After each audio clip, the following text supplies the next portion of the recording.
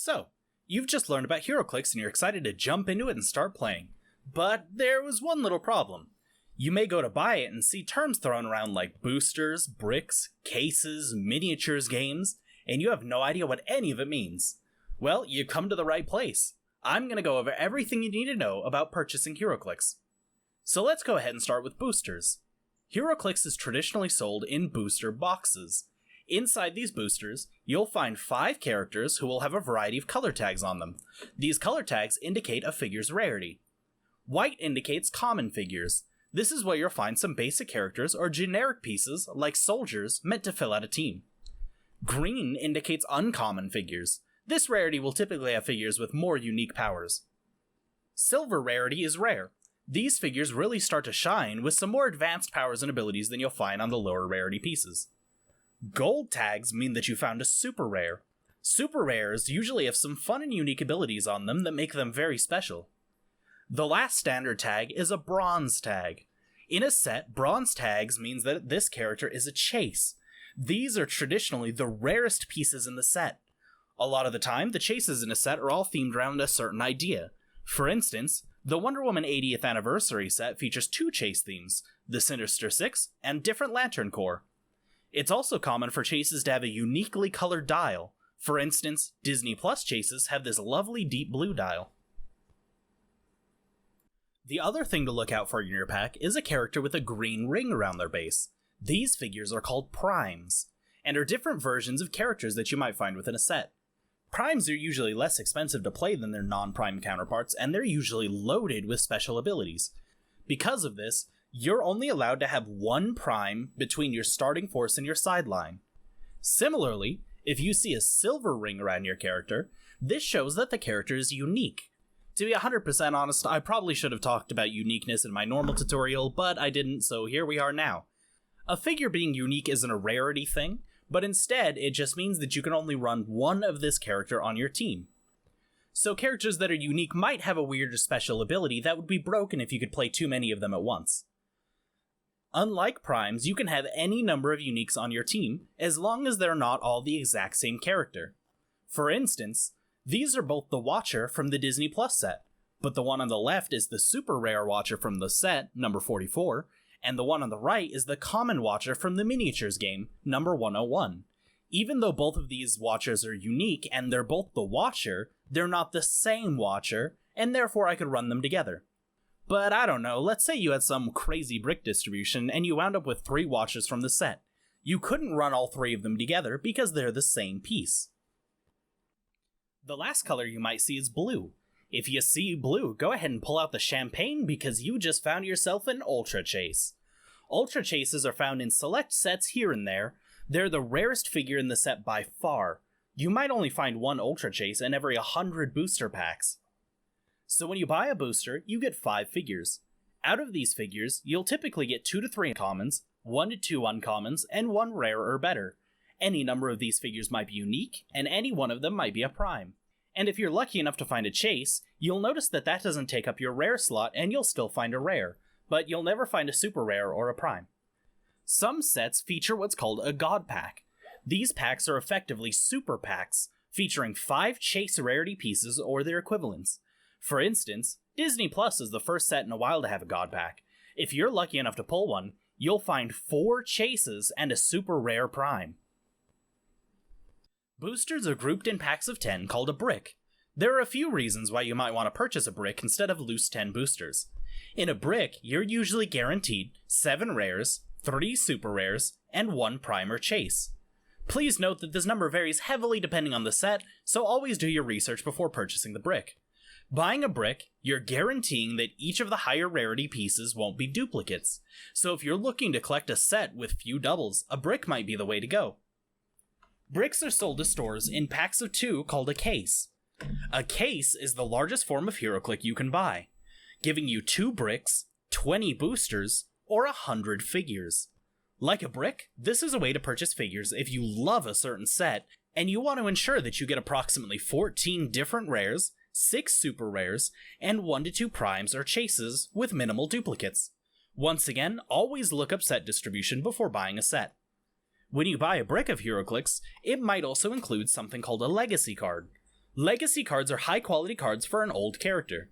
These cards reinvent the character, often making them cheaper to play and making them legal for modern age games. Think of them like a reprint in Magic the Gathering or Pokemon.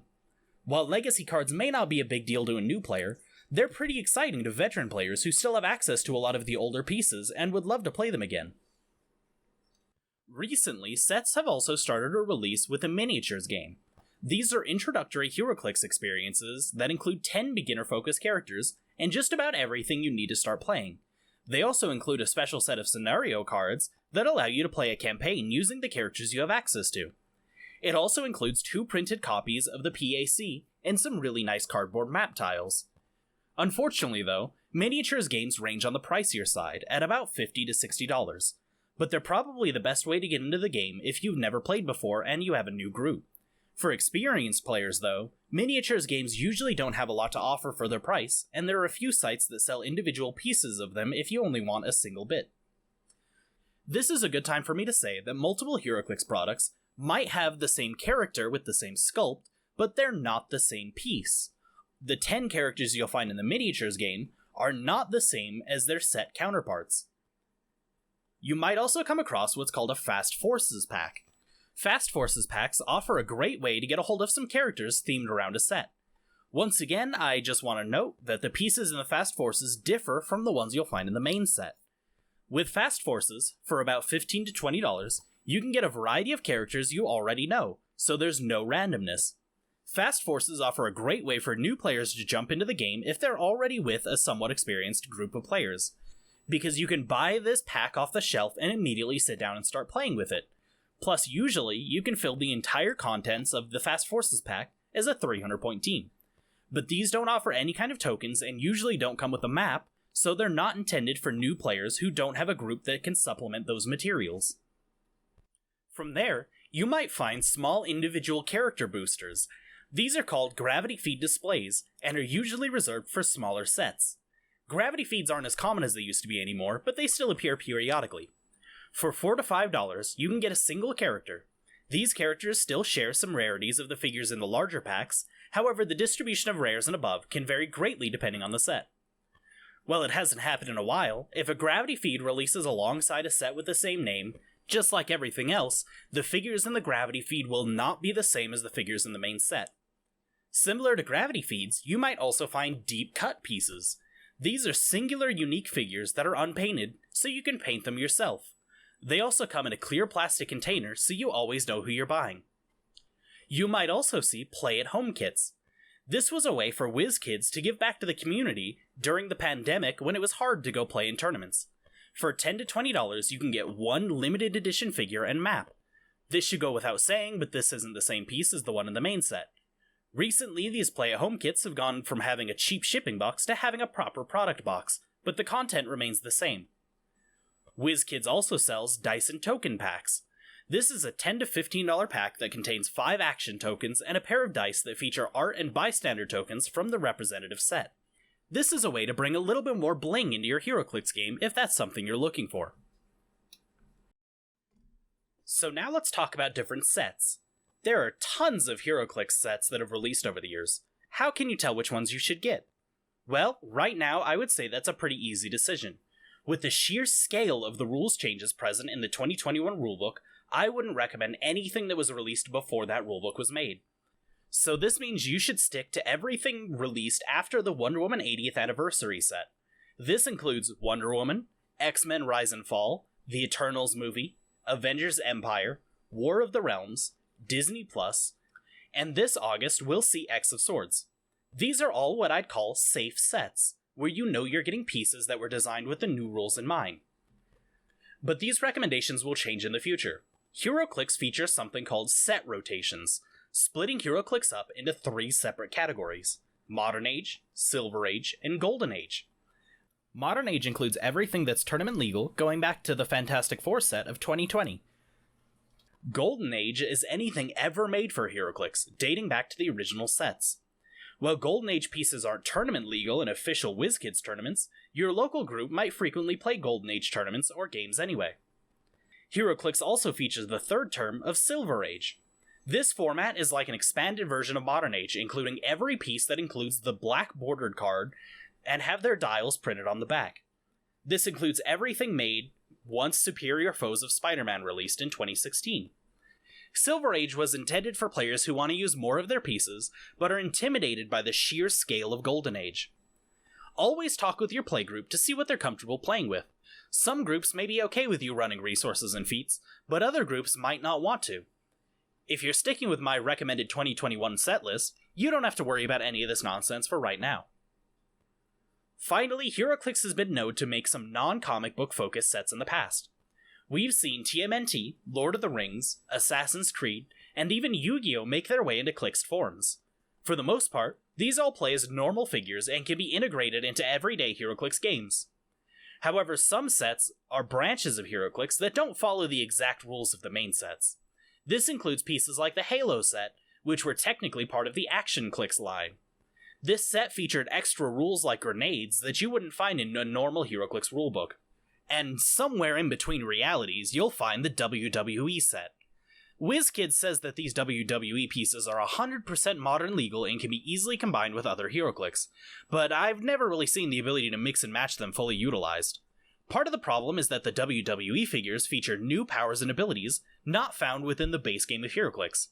These powers feature circles instead of the squares that we're familiar with. In a blog, WizKids says that these powers open up new possibilities for the broader Heroclix, but these powers seem very wrestling focused and have yet to make their transition into the larger game. Before you invest into WWE Heroclix for your local tournaments, make sure they're legal to play, as I can imagine a lot of stores not allowing these pieces. Finally, let's talk about playing at events and limited edition figures. WizKids heavily supports their local game communities by constantly releasing new limited edition figures. These figures can only be collected in certain ways. The Play at Home kits all include a limited edition figure. Notice how the color tag is similar, if not the same, to a chase piece.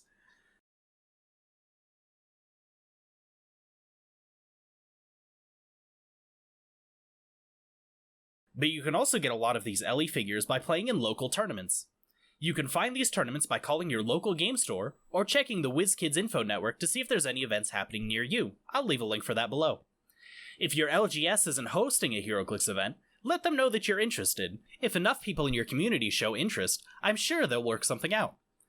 One of the most fun types of tournaments that WizKids runs are called storyline events. These are large multi-month tournaments for huge prize pieces. For instance, back in 2014, WizKids launched the War of Light event. This was a 6-month-long event where each month you'd have a single sealed tournament. Just by participating in this event, you'd be awarded pieces of the Green Lantern Battery resource, and winning would give you the Lantern Corps Leader LE pieces. Finally, once the event ended, the winner of the entire event won the grand prize, a colossal Necron piece. This was the last time WizKids decided to make a Green Lantern-focused set, despite their prominence in every single DC set. But anyway, events like these can be so much fun to play. And if you're interested, sometime in September, the organized play event for the X-Men X of Sword storyline is going to be releasing, and I'm very excited to be a part of it. Finally, the last type of LEs are typically convention exclusives or something similar. These have the WizKids logo, WK, instead of a set logo. You can get these by going to some events hosted by WizKids themselves, including larger events like the WizKids Regional Open Tournaments. While you're playing at those larger tournaments, you can buy these pieces on the side. Alternatively, you might occasionally find some of them being listed on the WizKids website. And if that all fails, eBay's probably going to be your best friend. If you ever want to look at different pieces from different sets, there's an entire database on hcrealms.com where you can look up any set or piece ever made.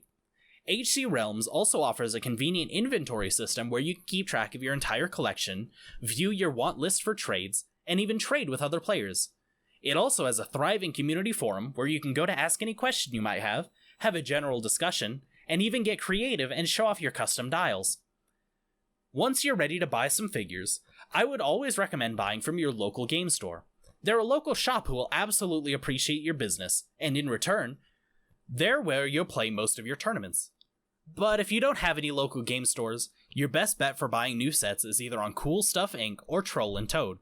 Both of them offer a wealth of Heroclix products, including singles and the occasional WizKids convention exclusives. If you're just looking for individual pieces, both of these sites are great, but you can also check around on eBay.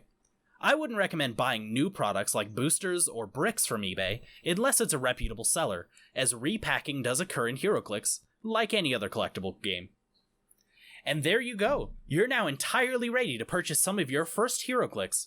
If you go out and make your first Heroclix purchase, come back and let me know what you got in the comments. I'd love to hear from you.